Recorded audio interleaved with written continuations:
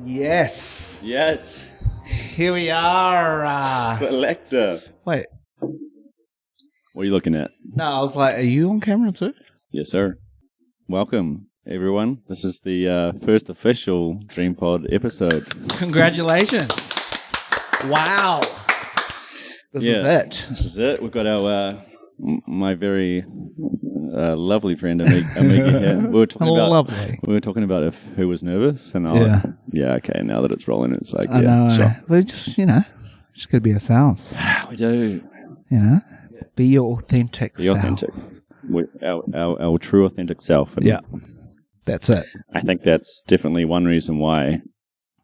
I mean, I just kept responding to your stories lately, and the quotes you've been putting up have just been resonating so much. We were speaking off camera a little bit earlier with Jakey, and you said about you've been on a journey yourself recently, as we all are or have, or yeah. I think definitely like lately, just the whole self-love thing. I think that's pretty. I know it's a massive topic, but just looking after yourself, because you can't look after other people if you can't look after yourself, and I think that's been a massive thing for me, especially being a musician, because we're so everywhere and doing all sorts of things, but I think focusing on yourself and getting yourself in a good mental space, having great people around you is so important. And just I think this year especially, I've been really challenging myself, and my girl's been challenging me too, just to do the things, do the things that you love to do, and don't let yourself bring you down, So it's been a challenge. It's definitely a challenge. And doing this, like we were talking off camera, like I really don't like speaking, but I'm here. Yeah, Omega said he hates the sound of his own voice, and I hate being in front of a camera. What a great combo. Ironic. Yeah, totally, Without going too deep too soon, your self-love journey is a beautiful journey. It can bring up a lot of things.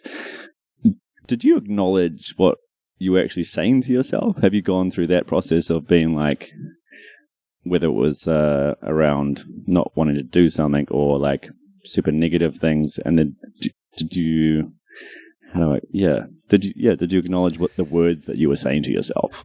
Yeah, I think that's the thing about it, is you need to obviously acknowledge it and speak it out. Like I always have this quiet confidence, but my mind always takes over going, oh, what about this? Or, what if that doesn't work? Or what if this happens? But if you listen to that, the inner voice, it's always going to bring you through. And that's the thing about me. I've always the most successful things that I've done in my life have been listening to that inner voice, and acknowledging that. And that obviously that's why I'm here, speaking to you, because you got to listen to those things. And I know we were talking before about how life kind of just gets to you and all of these different aspects of life. But if you're really passionate, if you really believe it, then do it. It sounds so simple, but I think we as humans make it very, very complicated at times. Yes. Yeah. You said earlier we're one of the same person. Yeah. And I think the more we get to talk, and we don't get to talk a whole lot anymore, but you had a deja vu before.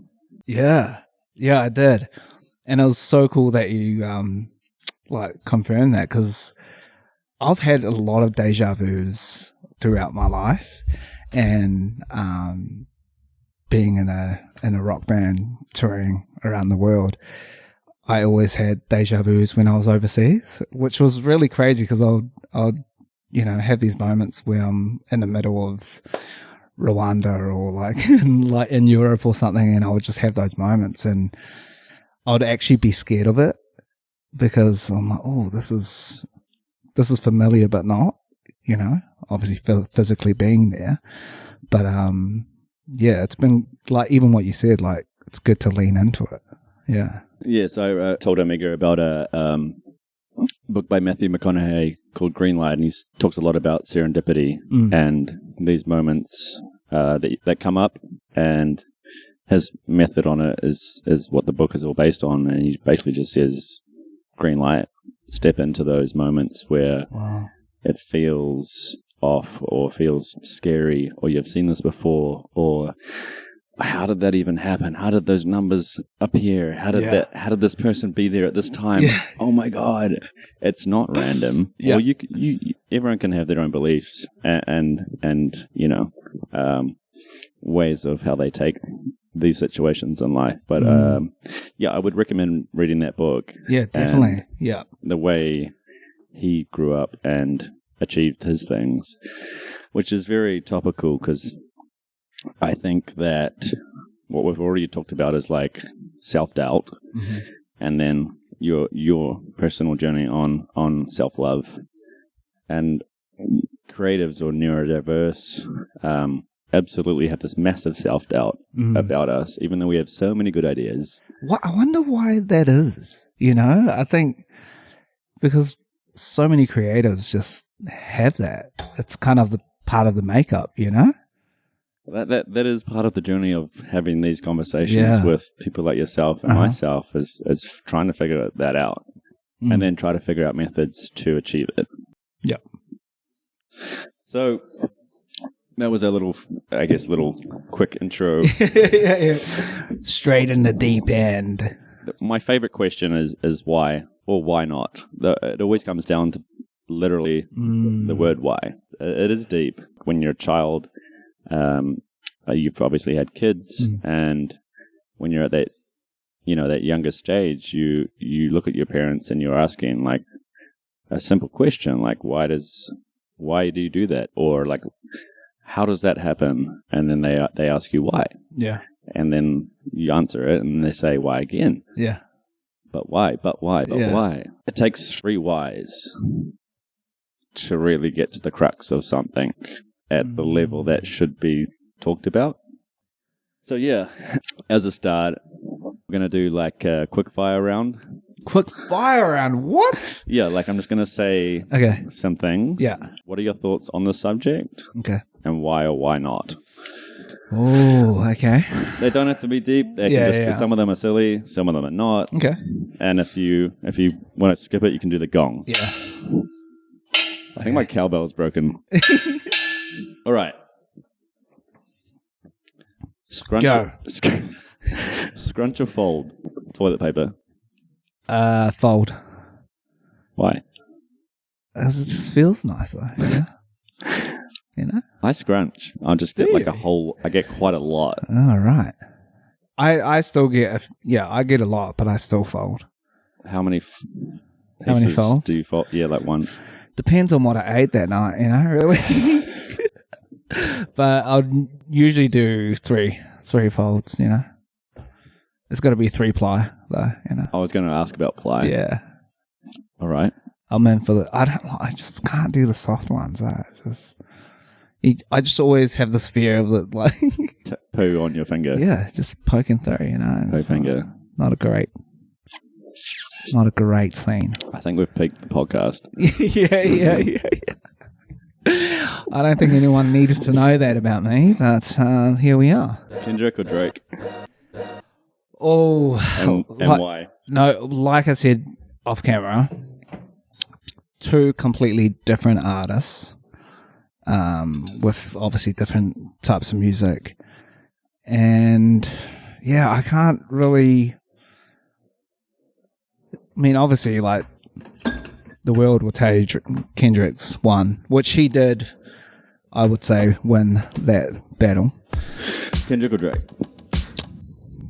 That's such a hard one. Why you got to do that? I would say Drake, for me personally. Yeah, I do relate to a lot of things that Kendrick says, but I've been a big fan of Drake for a long time. He's a hit maker. Yeah, But he spits bars. Spits bars? Yeah. Just, you don't hear it because it's the songs on the record that you don't listen to on the radio. Oh, those first 2 Drake albums for me were both like at very pivotal time. I was in Japan for the second one. Really? And me and my friend walked around Tokyo, both with our own headphones. Yeah. Listening to Drake for the first time. Yeah. The Blue, I'm terrible with album names, but Nothing Was the Same. Take Care was. Take Care. I knew that was the first one. Nothing was the same. Yeah, very good. There we go. And why? Oh yeah, I gave you a why. Shout out Major Jordan, actually. Yes. Because on Spotify, well, on any platform, they were never actually mentioned. Yeah. That is their song, and Drake bought it. If you haven't listened to Major Jordan, go fucking listen to Major Jordan. So good. Yeah. Didn't you see them when they came to New Zealand? Yes, sir. Didn't you meet them? Oh, I wish. It would have been good. I think the Jupiter Project guys met them, and I was very jealous. They'll be on this podcast next. Ah, sweet. When they come here next. Nice. Love those boys. Yeah. Gav and Marty. I was actually thinking about that the other day because a memory popped up of the song I wrote with Gavin. And, such a good time. Those boys are really, really cool. Yeah, they're nice dudes. Yeah. Elon, nah, fuck it. Oh, go. Nah. Go. It didn't. Go on. Elon or Mark. And that's kind of like weird. Definitely it's not really, Elon. Yeah, so. Like, hands down. Quick fire. Yeah. Tall Poppy in New Zealand. No. Absolutely fucking not. What do you mean no? Tall Poppy syndrome. Like, tall poppy. What do you mean no? I think it has changed, I reckon, over the years. What, no, you don't want it? No, I don't want it. We don't want it. Yeah, we don't want it. I'll tell you one thing, like, we used to, like, when I was in the band that I was in, called Parachute, we used to tour around the world, and then when we used to come home, we used to go to the it's Aotearoa Awards. What's it called now? It used to be called Vodafone Music Awards. Aotearoa Music Awards, yeah.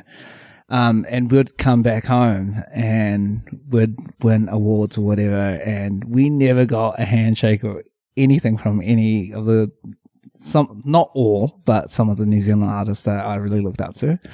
But yeah, it was kind of just snobby, which I didn't like. And dog eat dog. Yeah, which is obviously music industry is like that, but come on, mate. Doesn't have to be. Come on, mate. It's New Zealand. Yeah. No. It's the bros. I mean, I think we're all different people, and yeah, I think when you find your tribe or you find someone you align with, yeah, things can be very simple, and things can be. Yeah, that's definitely a lesson I've learned.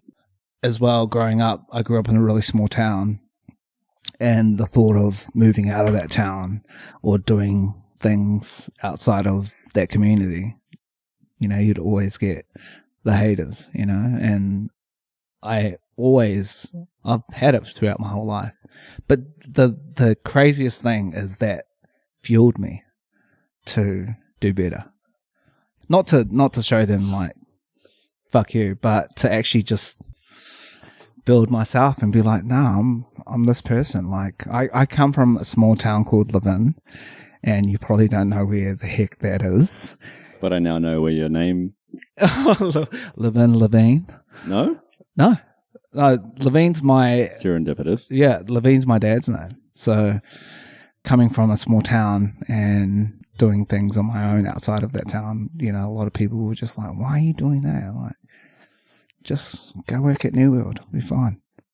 Which, by the way, New World is not bad to work at. I worked there. Did you? Check out 13 years. Yo. And then I got quickly upgraded to paper shredder. And how was that? I just wanted to get out there and do shit, It's good. I think I wanted my own financial freedom at a young age. And I think that shows in your character. You're just someone that, wants to get out there and get it. And just do it. And that's the thing that we were talking about off camera. Like, sometimes in life things happen, but if you really believe in it, like I said before, you just gotta do it. Yeah, I think it's so different for so many people, and maybe one of the blessings and curses of being the way we are is we feel things a lot more. Yeah. Although we have great ideas and we can, X, Y, Z, and people may be envious of that, and I want to be like super creative, or I wish I could sing naturally. There's a curse to it too, because we feel all the things. We feel the things. We go more. Yeah, we go through all the ups and downs of it, but that's what makes us who we are. The brokenness, the things that go through life, it kind of creates this thick skin for us to carry on and be creative and be whatever we want to be and do. And I think it's a superpower. It is. I agree. It's a superpower. I'm laughing because it's nice to. I know, it's so nice to actually,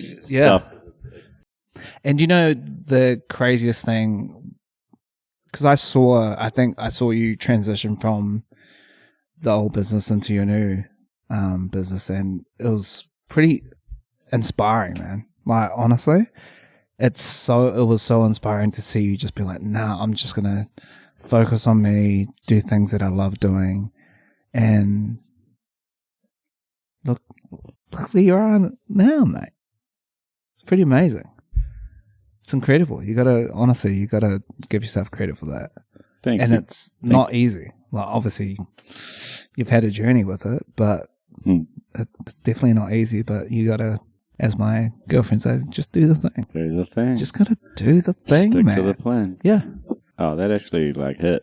Yeah. Thank you, bro. Nah, honestly, man.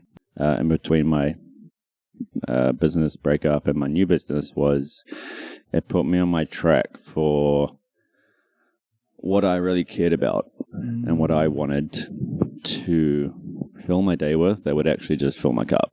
And then the rest was just like, if I was doing these 4 things, then I would essentially be happy, which was a real epic thing to figure out. It's amazing to see, when I came in tonight, I was like, this is Stevie doing his thing, and it's inspiring. And I think a lot of people just need that self-awareness, bringing it back to that, and realize that no one's going to save me. I've just got to do it, and and the thing is, you got to do it for you. That's one of the hardest things for creatives, because I don't know about you, but me, pleasing people, trying to keep the peace and keep it steady, but sometimes, we're not made to be like that, creatives. We're made to be out of the box and just people pleasing for me was and if you whatever you follow or learn by yourself, it definitely comes from nurture and nature. And so de-learning those skills and then going, if I say no to someone, it's not going to be the end of the world. I literally had this discussion last night with my partner, and it was amazing because I grew up in a very loving Christian family, but there was all these expectations as a pastor's kid. So at the age of 5, being in a church, being the pastor's kid, and you had to be in the worship band and do all the things, the music, and you had to have this, an aura and lightness about you, and you had to be someone that, is an example for people. And so I was always people pleasing from an early age, and it kind of accelerated when I was older and got into the band that I was in, because it was literally on an international stage, and it really just accelerated, just trying to people please, trying to, tick the boxes. And at the end, I was suffering, I was the one that was taking the hit, and everyone had their piece. Their piece of Omega, Like, oh yeah, I'll take this bit, and and I was kind of left with nothing because of the nature of the personality that I am. I love just caring for people and doing things for people, and like I said before, on the life journey thing, learning to love myself, learning to accept myself for who I am, having those boundaries, having those boundaries saying, love you, but not this time. Yeah, I need to do this for me. And that's, the last year has been incredible, learning that. And knowing that, like, when you do say no, and you think they're going to, like, think about this for, like, they're like, going to hate us. Like, it's the worst case scenario. We think about it like, all the time. They've probably forgotten it within, like, 20 minutes. Yeah. What is it? That's fucked. I know. It's kind of fucked up. And that's what I was saying to you off camera. It's us. It's we put those barriers, we put those things up, and for me it was really hard to kind of get off that train for me, and I'm still learning it now. I haven't got it all together, and I'm still learning and dealing with those traumas. But I feel a lot better because I am my true self. I'm becoming my true self. What was the thing that really did that? Some people might say it's the universe. I say it's God, but it's just always given me peace just listening to the inner voice. And I kind of feel, it's so funny. I feel bad that I didn't listen to those voices, that voice throughout my journey in some points. If you're a Christian or if you're a believer out there, having the pressure was really difficult because, being a PK is what they call it, pastor's kid. But then also dealing with a lot of self-worth because of the way I look. Long story short, I was born with a deformity. It really kind of scarred me through the years at school. Excuse the pun. Yeah. Scar. I've got a scar that kind of goes from ear to ear. Yeah, that's crazy. I never, this is actually the first time talking about it. Yeah, so I was pretty much born with no nose. I was pretty much flat. And I had to rebuild my face and had to go into hospital throughout my childhood, which was really scarring as a kid because, going to school and having these scars and looking different, it was a pretty hard connection, how kids are. They're like, oh, he looks a bit weird. So it was really, it was difficult, but the one thing that pulled me through was music and my faith. Yeah. Where did the music start? Like, did you get blessed with this voice? Did it come from family? Did it come from... Yeah, well, mom and dad aren't musical at all, which is Dad plays guitar and kind of sings. Not, bless your heart, Dad, love you.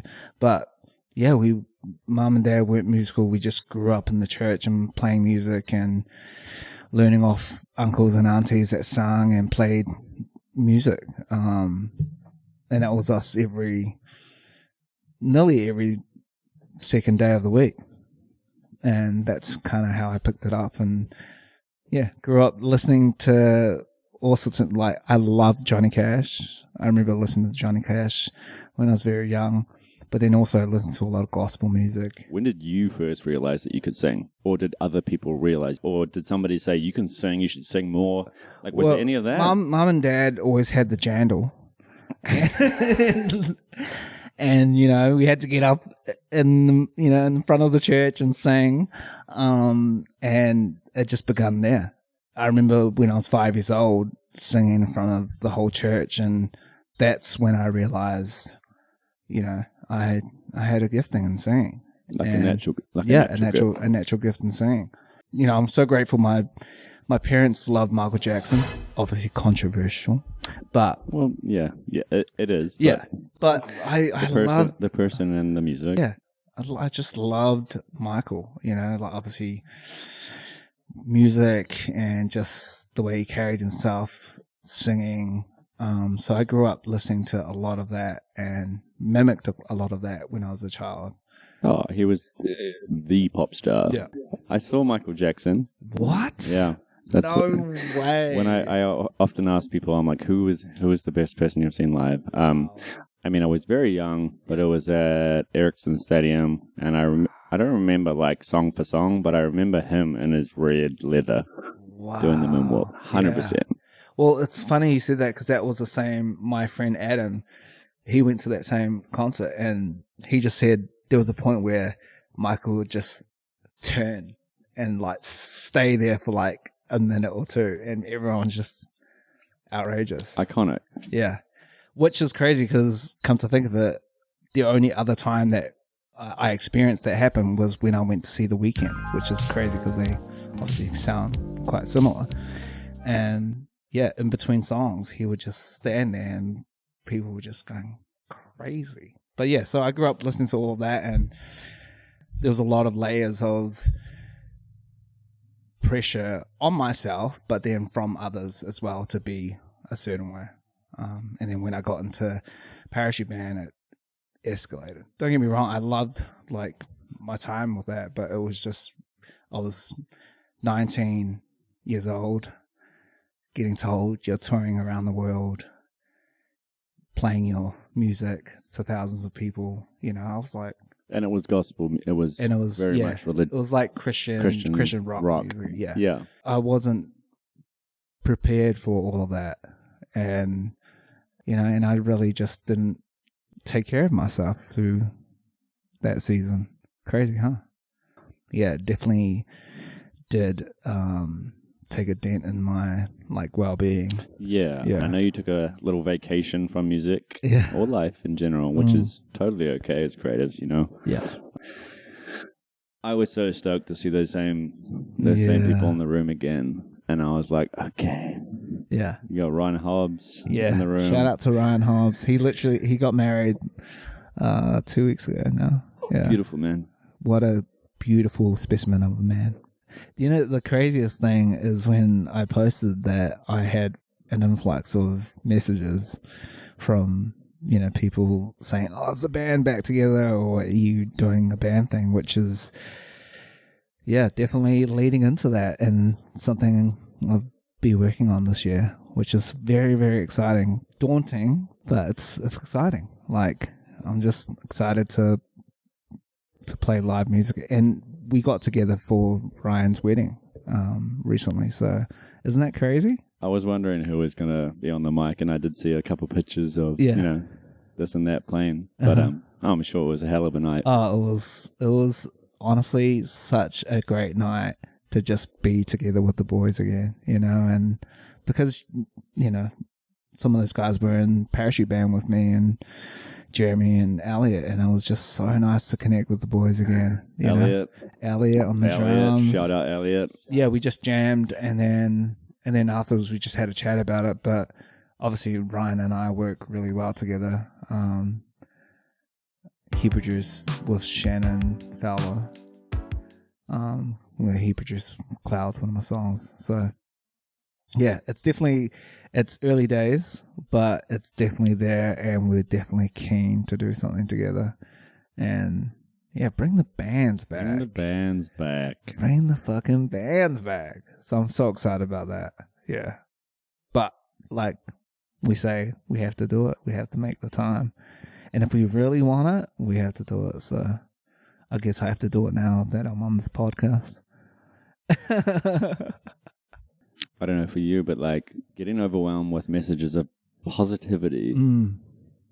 For me, for this podcast, when we first did the like podcast, it was just me and my French friend Froggy, and he motivates me so much in life. Like, he gives me power. We're fucking doing it, and then, but it's like maybe that's a little lesson for us in our creative defeat.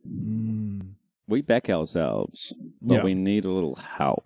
Yeah, we just need a little, like, you know, a bit of a push, a little bit of like, yeah, Stevie, that's cool. Yeah, or Omega. Oh, what? Oh. Yeah. Like, we know we're talented. Yeah. This is the fucked up thing. Like, I believe it all comes down to the self-worth thing.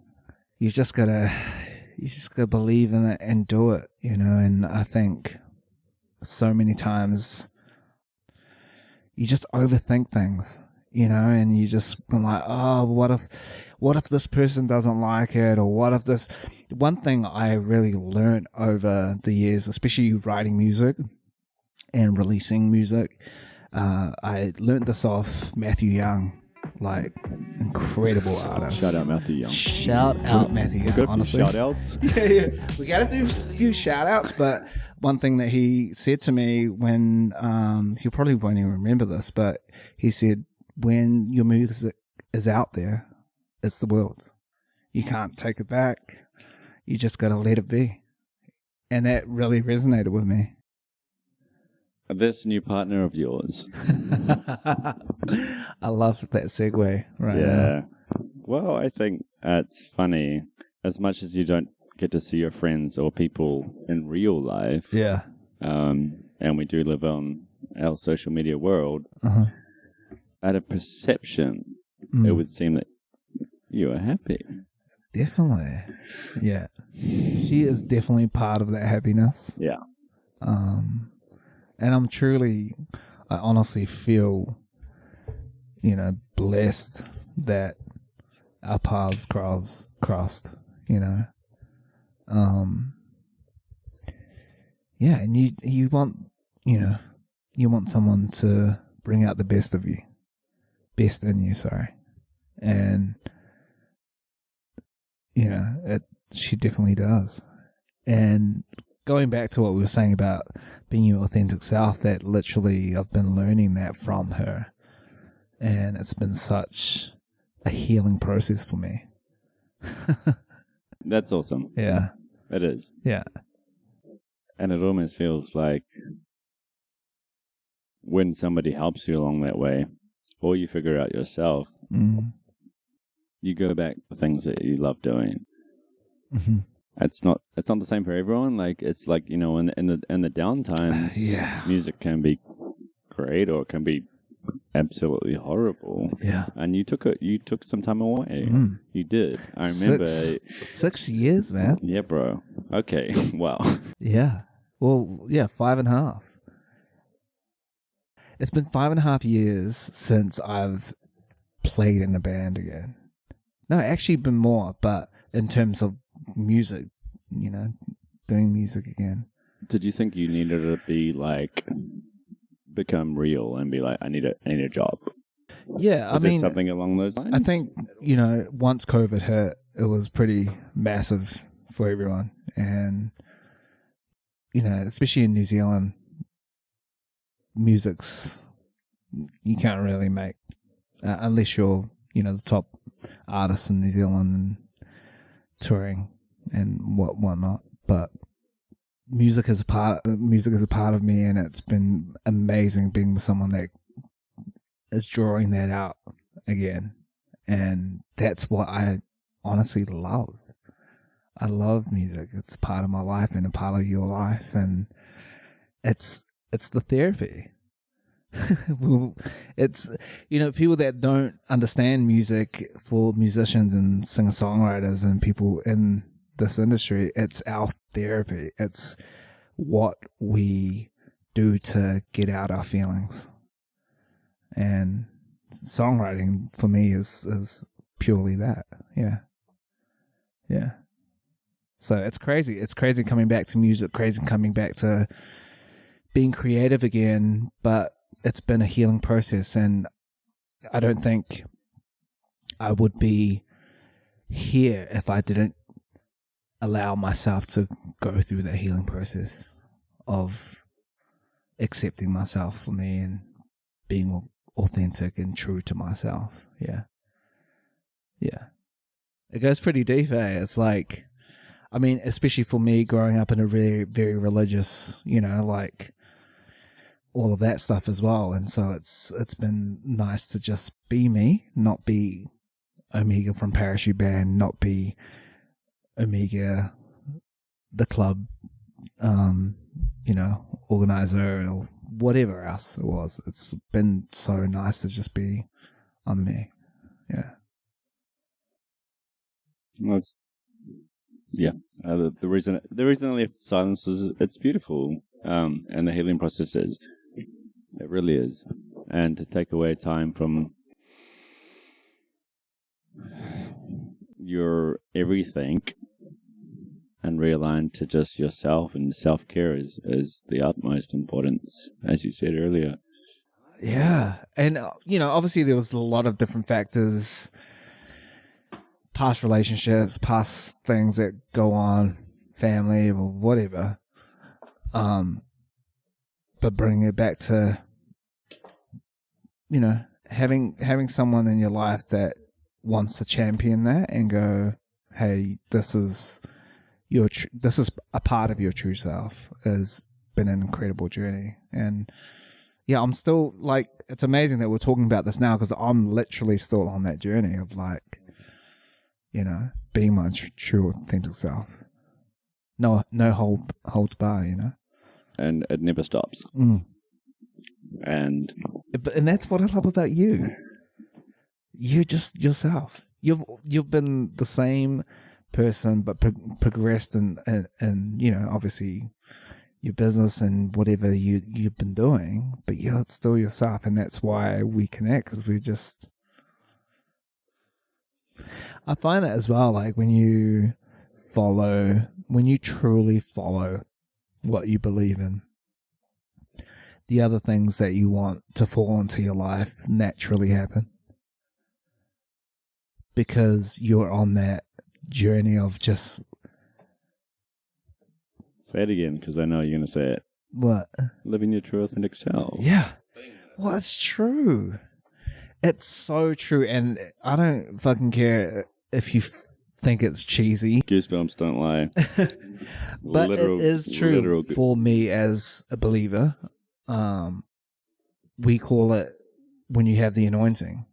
When you really believe and you're on that positive path to what you want to do, everything else will fall into place. And I truly believe it, because I'm sitting here as a witness of that, because it's happened in my life. Can I get a witness? Can I get a witness? Christians will love that.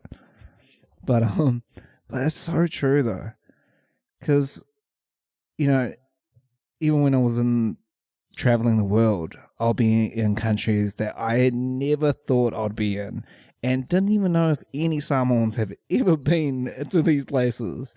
And I thought, man, that wouldn't have happened if I didn't just believe in myself and just went and did the thing. I do. It's crazy. Well, I know for you. Yeah. But for you too. Yeah, but like, I mean, you may not feel that what you've done is an incredible accomplishment, but it is for me. Like, man, that's when I see you and how you've progressed in your life, it's inspiring.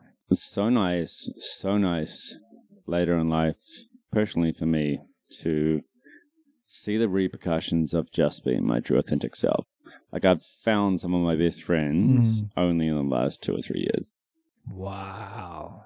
That is powerful. It's just like, yeah, out of actually just being like, you know what, fuck it. Yeah. Not fuck it, I won't change, but I know what I'm really strong on. Wants and needs. I need this in my life, or I aspire to do this, and if it resonates and you have a conversation with someone and it sticks, then let's hang out more. Yeah. Or if it doesn't, it's all good too. All good too. Yeah, it's like we haven't lost our people pleasing. Yeah. Hate's a strong word. Yeah, but we do hate tall poppy syndrome. Significant life lessons or events that changed your life. Career-wise, for sure, playing music on a big stage. Yeah, that was played in Pennsylvania, in America. In front of 75,000 people, man. 75,000 people. People singing your songs back at you. Straight up. That was crazy. How does that even feel? Yeah, playing at Spark was a massive thing as well. Like coming back home and playing in front of a sold out show there for an event, but I think playing in front of masses of people in countries that don't speak English but singing your songs in English. Well, yeah, that's a lot of New Zealand's musicians' dreams is to do. I'm finally understanding and accepting and realizing I did all that stuff. Processing. Yeah. You're processing what you have done. Because in the moment, you're just go, go, go. You're doing all these things. And that's the coolest thing about the healing process for me now is, having people message me saying, hey, I remember you played this gig and I was really touched by, what you said or what you sung. And yeah. Do you think that why of the way it went, and in hindsight now and in reflection, that wasn't how you wanted to be perceived? And now... That's such a good question. I honestly questioned you this. Wow. In the studio, writing with our friend, Nathan. Yeah. Yeah, we were talking off camera and I remember you just...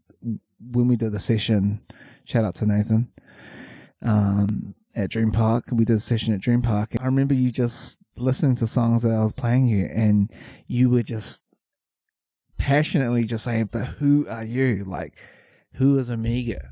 And that really spoke to me because, there's not many people that can just speak truth. And, even though we're good friends, but just be honest, and I think because I've lived my life with people that have just praised what I've done and not really just spoken truth and been authentic has been incredible.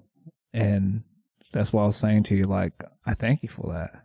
Because you've always been true to yourself and just been true in this friendship. New Zealand is not honest. We hide behind a lot of masks and we hide behind a lot of totally people pleasing for sure. But if you're acquaintances of someone, you gotta just tell them the truth. Yeah. And what do you love doing? What is beyond anyone else's needs or wants? Yeah. Forget the band. Yeah. Forget the labels. We're not even gone that path, but we've talked about it. What is the that moment? The Christians will love that. Yeah. I love writing songs. I love taking people on a journey into whatever world that I'm in that space of writing. And if it hits, amazing. I know you're a deep guy. Yeah. And you've been through a lot of things. So it's where does the songwriting start? When is it, is it for you? Yeah. But then it's for other people? It's definitely for me. It's definitely therapy, processing feelings, thoughts, which I'm really excited to explore more this year. And this is the year of doing the things. This is one of them. That's the goal. It doesn't matter if if it goes on radio or if it. For me now, I'm so comfortable in myself. If someone's touched by it, like you in the studio with Nathan, then that's the goal. But let's monetize it. No. That'd help. Yeah.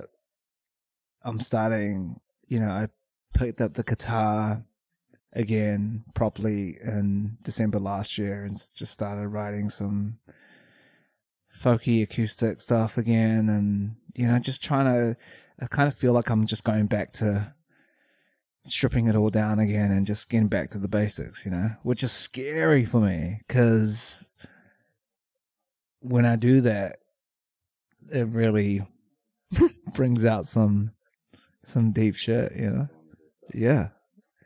It's scary, but you've showed me a bunch of your, ideas, and I was like, it's the same thing for a bunch for me, but the creatives in us are nah, it's not finished, or no, this shouldn't. we're such perfectionists. Perfectionists. Yes. You Yes, know? we are. It's part of the curse. Yeah, it's definitely. Yeah, music is definitely something that it's therapy for me. You know. One of the main reasons why I got you on here was I knew that this conversation would be so easy, and saying on the record, this is literally what we're like off camera too. Which was so great right now because we're just being ourselves. When I first heard your voice, like, yeah, Oh, thanks, man. No words. You know you're gifted, and I know there's like some self-doubt and all that, and I know your voice is so beautiful at this, but then I was challenging you to like be like, if your voice can do that, it can do so many other things. Which you heard other tracks and you were like, is this you? These are the things that like don't see the light of day, and they're just little like. I know, there's right? so many complications involved in all of it. Well, yeah. Like, I honestly, at one point, I was like, should I just fucking just release it all? Who fucking cares? Or I was like, should I sell this to other? Remember when I told you? So should I just sell this to other? Well, that was where I said you were a man of many talents. So it's like, yeah, that's a choice, though. It's like, what is the next step? And that's a. You know, I used to fear it a lot. Shit, what am I going to do next in music and blah, blah, blah. But right now, because I'm on that healing journey, I'm just letting things obviously like have a direction of where I want it to go. But yeah, definitely on that journey of, discovering myself. So it's been cool. I think the biggest thing recently is just, like I said before, spending time with my band boys. That was healing. Preach. That was healing, man. Just being in the room full of your boys playing music together, vibing together, just having fun, enjoying it. That's why I got into music. Yeah. And here we are. It's so good, man. Honestly. And you should continue doing this because people need to hear it. Let's just hope that we hear some of my friends' stories and creatives or neurodiverse have some self-doubt. And, Andre 3000 talks on Rick Rubin's podcast. The fact that he has self-doubt to put out a hip-hop album out, right? That he goes and, like, plays the flute. That was a gangster move, man. Honestly, he didn't give a fuck. We're all human at the end of the day. And he doubled down. He's like, this is what I want to fucking do. I'm a flute guy. And I'm going to fucking do it. You know what I mean? This has been an amazing chat, man. Thanks for tuning in. If you did tune in, this is Omega Levine. I hope you heard a little bit about him. A great guy, a great artist. Great guy. We've both been through a lot, and I hope that you learned something or two, and let's look out for what's happening in the future. Love you, bro. Love you too, man.